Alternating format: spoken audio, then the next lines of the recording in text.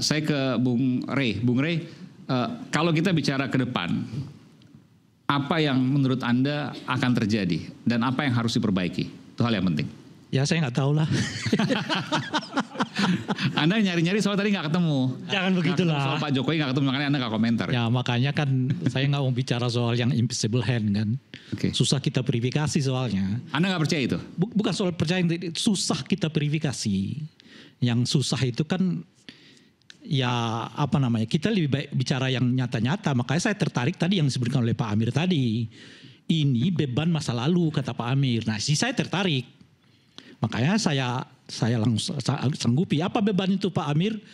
Soal dugaan korupsi, soal pelanggaran konstitusi, soal kebohongan publik. Yang menurut Pak Amir, kalau nggak diselesaikan ini terlebih dahulu, jangan kita dulu berbicara soal masa depan. Nah persoalan kita adalah Pak Prabowo ini kelanjutan masa lalu itu.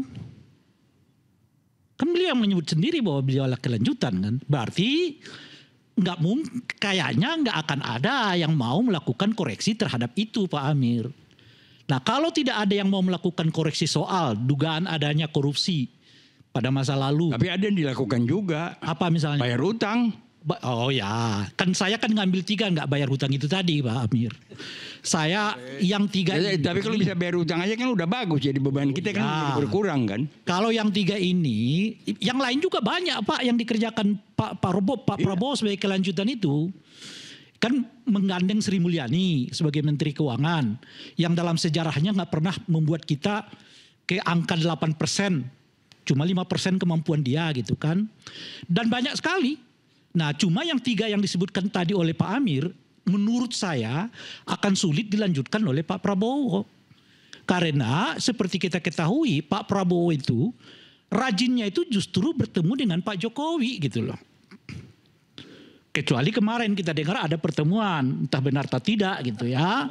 Dan pertemuan antara Pak Prabowo dengan apa namanya itu Ibu Mega, benar atau tidak saya nggak tahu. Tapi kalau itu benar, Pak Prabowo datang ke rumahnya Ibu Mega, bagi saya itu menjelaskan memang ada kondisi yang lumayan berat sekarang dihadapi oleh Pak Prabowo. Sehingga sebagai presiden beliau mendatangi seorang tokoh partai politik yang oposisi.